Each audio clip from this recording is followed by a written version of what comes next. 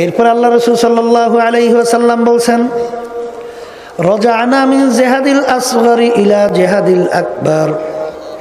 এ আমার সাহাবায়ে কেরামরা ছোট যুদ্ধ থেকে বড় যুদ্ধের দিকে রওনা করলাম।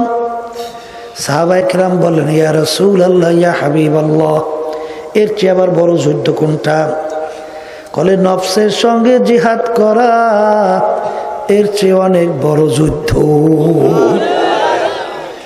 এই জন্য কিতাবের ভিতরে আসছে, মান আরাফা নাফসাহু ফাকাদ আরাফা রাব্বাহ, যে নাকি নিজের নফসের পরিচয় লাভ করতে পারবে সে তার খালেকের পরিচয় লাভ করতে পারবে।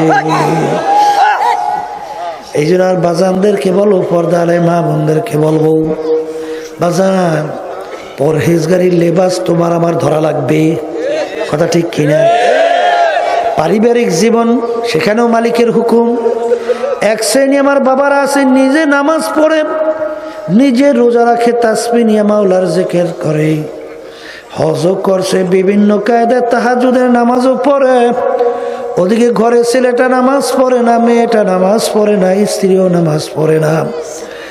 আরে ছেলেটা বেপরদায় চলে, মেয়েটা বেপরদায় চলে, স্ত্রীও বেপরদায় চলে। এ আল্লাহর বান্দা, ভালো করে যাই না রাখো। আল্লাহ বলছেন, ও আনফুসাকুম ওয়া আহলিকুম নার, নিজে জাহান্নামের আগুন থেকে বাঁচো, আহাল পরিবার পরিজনকে জাহান্নামের আগুন থেকে বাঁচাও। এখানেও মালিকের হুকুম আছে না নাই?